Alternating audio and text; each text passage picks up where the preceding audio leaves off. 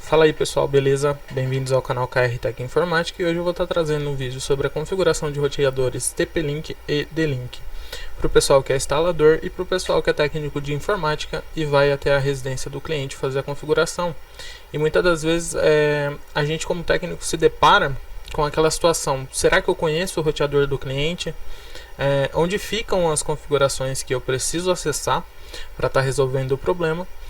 E por isso o pessoal da TP-Link e da D-Link, eles disponibilizam no site deles algumas ferramentas que podem ajudar, tá? Então no caso, o que acontece? Eu estou com o site aqui da TP-Link aberto. Então, por exemplo, cheguei no cliente, eu me deparo com uma situação de um acesso de câmera ou de alguma configuração que eu não sei onde fica dentro do equipamento. Eu posso vir aqui na aba residencial, tá? Nessa aba residencial ele tem várias opções que podem ajudar, tá? Tanto a opção de roteadores, a opção de modem, expansão de rede, no caso se for algum dispositivo de parte de expansão, né? No caso os repetidores e tudo mais, os adaptadores, caso a pessoa esteja usando um adaptador Wi-Fi no computador, e os outros tipos de acessórios e suítes, tá?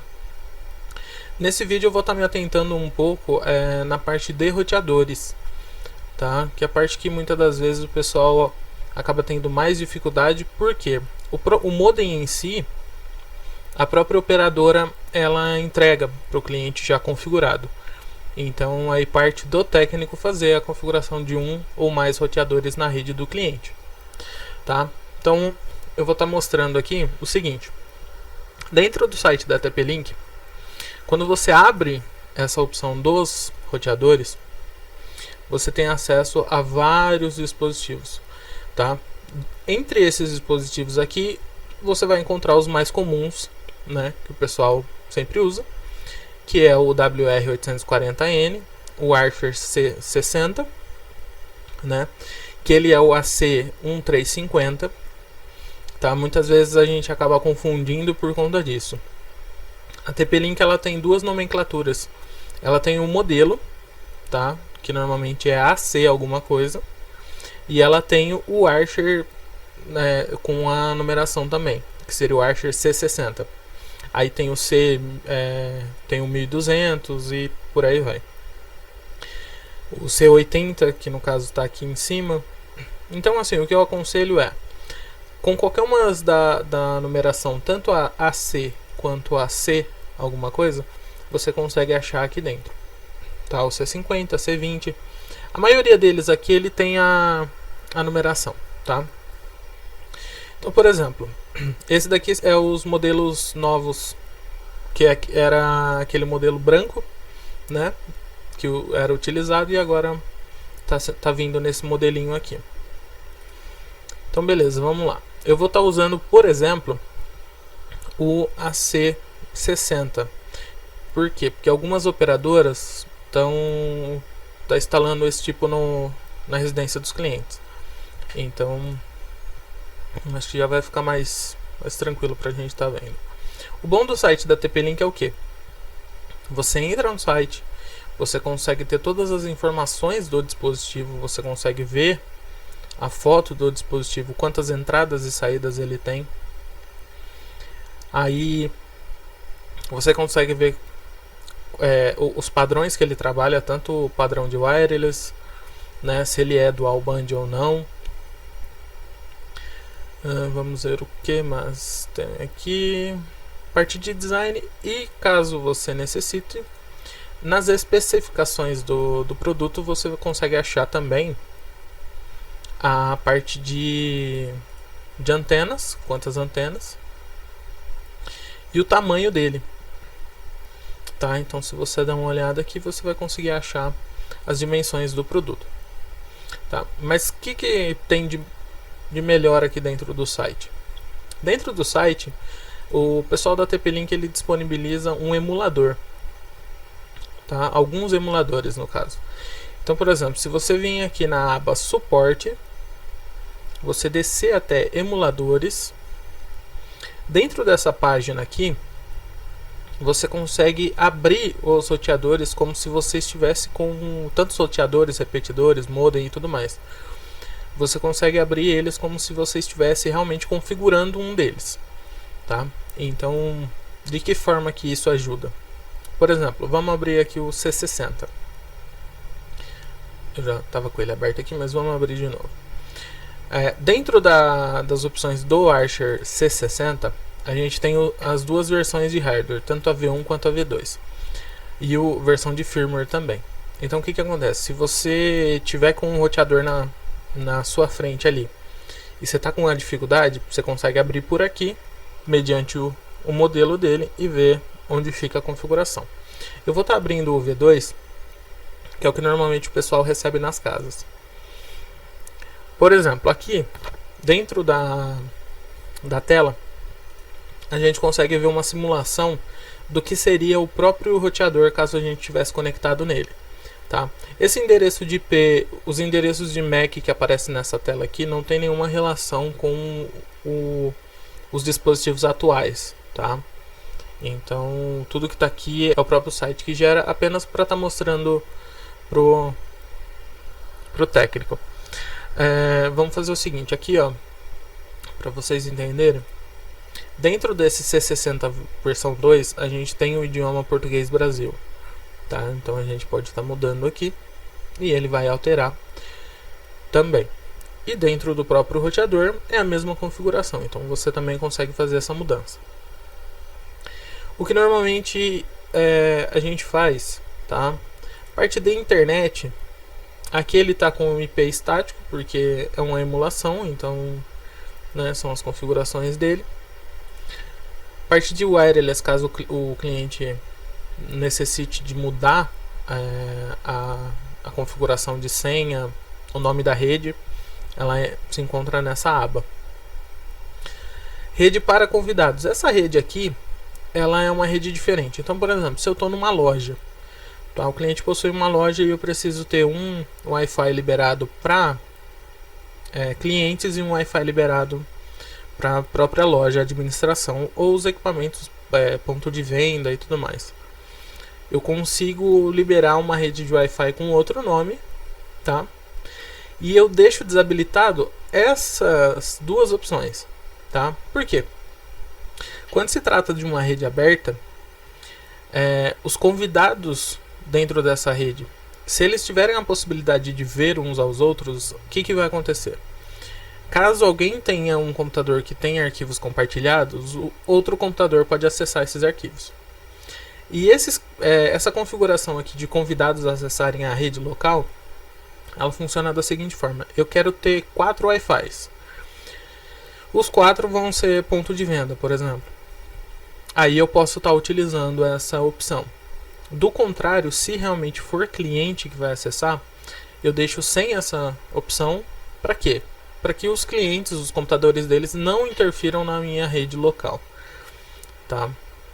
Aí o próprio roteador consegue fazer essa configuração de separar o que é a rede local de um tipo do Wi-Fi e a outra rede do outro tipo.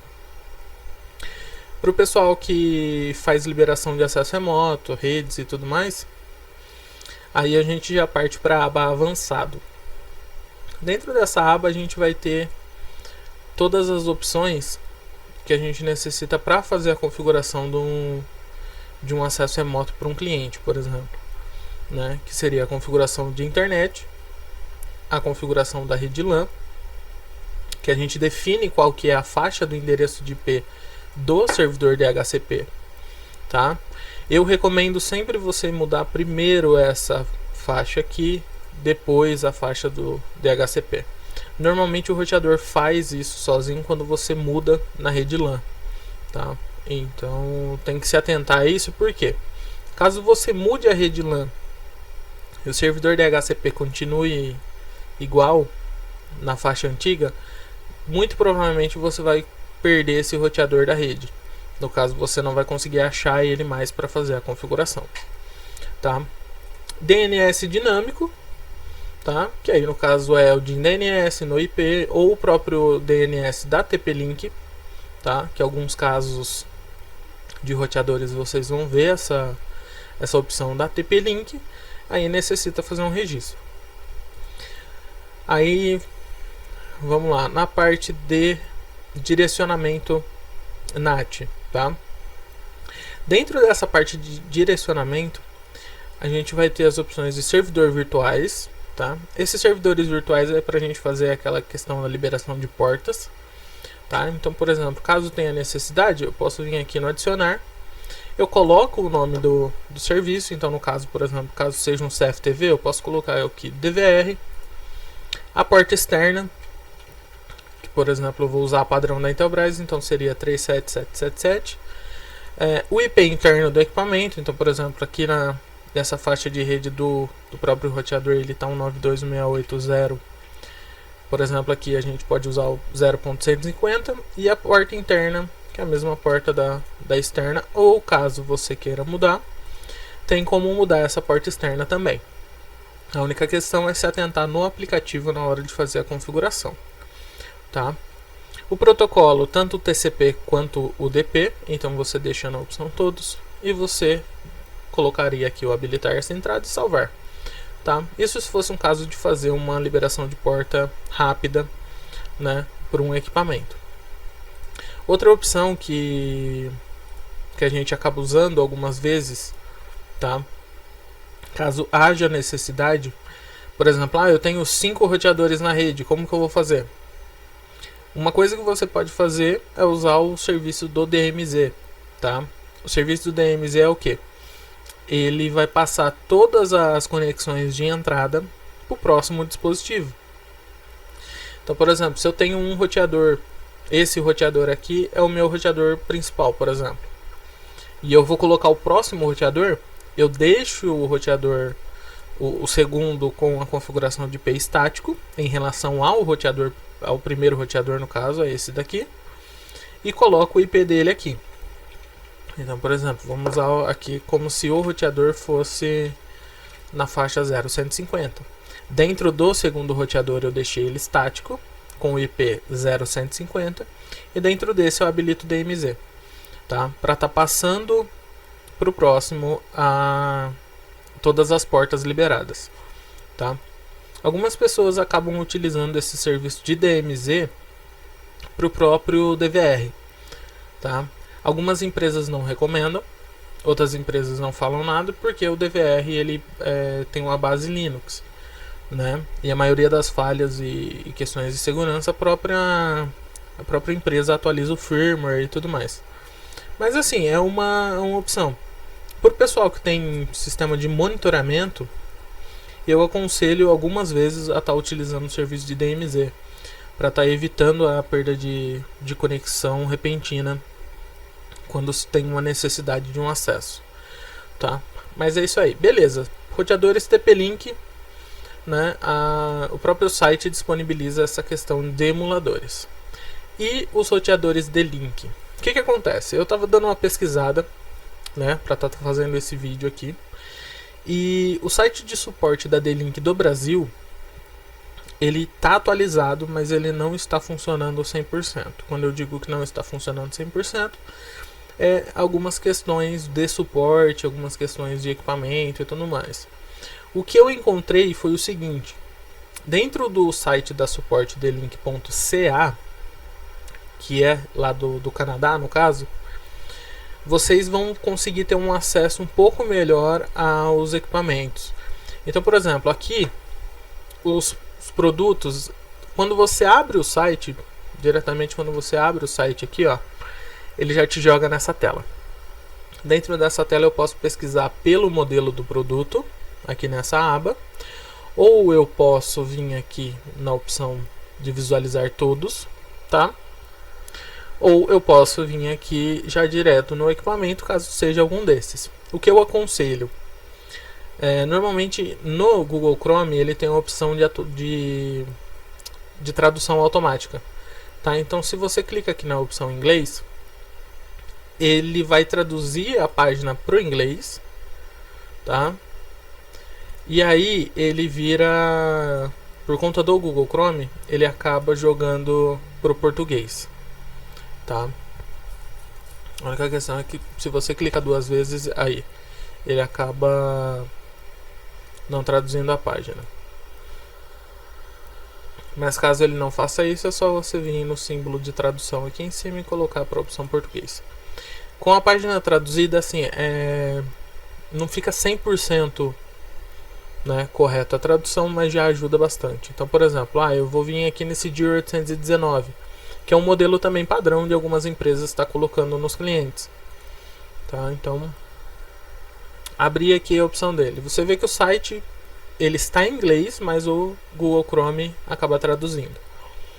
Então, por exemplo, uma coisa legal que tem aqui dentro desse site da D-Link é essa opção de configuração pela primeira vez. Quando você clica nela, ele vai te abrir um manual do produto, tá? Explicando como que você faz a conexão com do equipamento novo. Então aqui ele vai te explicar, ó, tudo certinho, ó, se você faz com fio, se é sem fio, qual que é o site que você abre para estar visualizando, tá? Aqui você tem as duas telas que podem aparecer, tanto a antiga quanto a nova. Então aí se você selecionar a nova, ele vai te mostrar como que funciona dentro da tela, tá? E tudo descrito aqui certinho como que faz. Então assim, caso você tenha essa dúvida de como fazer a configuração, você tem essa opção aqui. Tem a opção de vídeos, tá? Que aí você consegue também ver nos vídeos como que é feito. A única questão é que muitas das vezes esses vídeos estão em inglês, tá? Parte de manual tem aqui. Folha de dados, guia de instalação, tem tudo aqui nas especificações também, né? Então aqui você consegue ver a questão de tamanho do equipamento, peso e tudo mais, né? E as funcionalidades dele, tá? Uma coisa que eu percebi é o seguinte: dentro do site da D-Link, você não consegue abrir os emuladores, tá? Se você vier aqui pelo site, você clicar em um produto, por exemplo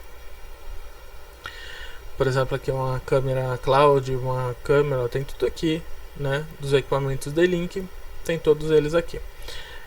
Pelo modelo fica fácil de você tá vendo o que é o que, né, no caso. Então, por exemplo, se eu tenho um roteador, se eu tenho uma câmera, se eu tenho alguma coisa D-Link, eu pego o modelo dela, coloco aqui e ele vai aparecer, tá? A questão do emulador é o seguinte: por exemplo, se eu quero abrir o emulador desse 819 aqui, então eu vou ter que copiar esse modelo. Eu vou ter que copiar esse modelo. Eu vou vir aqui na barra de pesquisa do próprio Google, tá? Vou colocar aqui na frente emulador e o modelo, tá? Então, por exemplo, quando eu for pesquisar, eu posso pesquisar assim, ó, D-Link, emulador e o modelo do equipamento que eu quero abrir o emulador. E venho aqui e pesquiso no Google. O que acontece? Muitas das vezes ele vai te jogar para essa tela aqui, ó, que é o manual de configuração, tá? Em português. Alguns dos roteadores da D-Link, se você abrir ele aqui, ele tem, por exemplo, ó, esse WBR2310, ele tem o emulador, tá? Que esse daqui também é um modelinho que muitas das vezes a gente acaba encontrando nos clientes. Então por aqui você também tem o mesmo emulador que teria lá na TP-Link, mas dentro da D-Link, do site da D-Link, tá? Da mesma forma, esse roteador aqui, só para estar mostrando aqui para vocês, na parte de setup dele ele tem a opção de configuração manual, tá? Então a gente pode vir aqui na configuração manual, e ele vai ter a opção do IP dinâmico, IP estático, PPPoE, ele tem todas as configurações aqui. Configuração do Wi-Fi, tá? Então ele tem aqui o nome da rede e o modo de segurança dela. E se na aba avançado, na parte de Virtual Server, a gente também tem a opção de estar fazendo a configuração. Então, por exemplo, aqui ó, no caso, o N seria o todos, tá? Na configuração do TCP/UDP, né? E aqui a gente consegue colocar o IP, o nome do equipamento, a porta, tanto a de entrada quanto a porta do equipamento já dentro da rede. Se a gente vir em Port Forward, é a mesma tela quase, tá? E se a gente vir aqui no Firewall Settings, aqui a gente consegue a parte de DMZ, tá? Que é para fazer aquela configuração dos roteadores ou para fazer a liberação de DMZ direto para o equipamento, tá? Então é isso aí, pessoal. Dentro dos sites você consegue encontrar.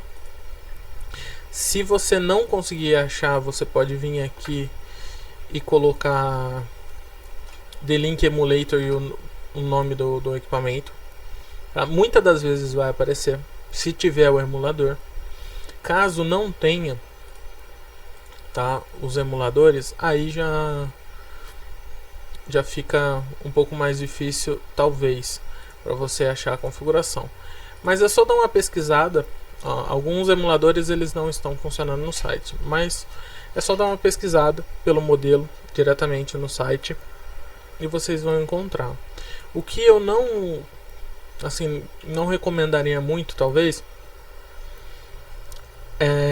dentro do próprio site da D-Link Brasil, quando vocês abrem aqui a parte de suporte, ele tem aqui a opção de como configurar alguns modelos, tá? Algumas configurações não constam aqui, tá? Mas por questão de tirar dúvida e tudo mais, vocês podem estar pesquisando direto aqui, né? E aqui vocês podem colocar o nome do modelo. Ele vai aparecer os manuais referentes àquele modelo.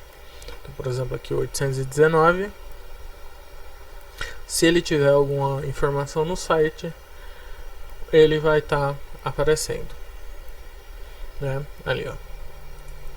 Ele já tem aqui a C750 e aqui a gente tem o manual do produto, guia de instalação e tudo mais, né? Então é isso aí, pessoal. Obrigado aí o pessoal que assistiu até agora, né? Que tá aí assistindo o vídeo até o final. É isso aí. Se você não é inscrito, se inscreve aí no canal, deixa o like aí pra tá ajudando a gente. Deixa aí nos comentários as dúvidas que vocês têm a respeito dos equipamentos, né? Que aí eu vou estar fazendo vídeos pra tá mostrando aí, pra tá tirando essas dúvidas de vocês. E é isso aí. Muito obrigado, falou, fiquem com Deus e fui!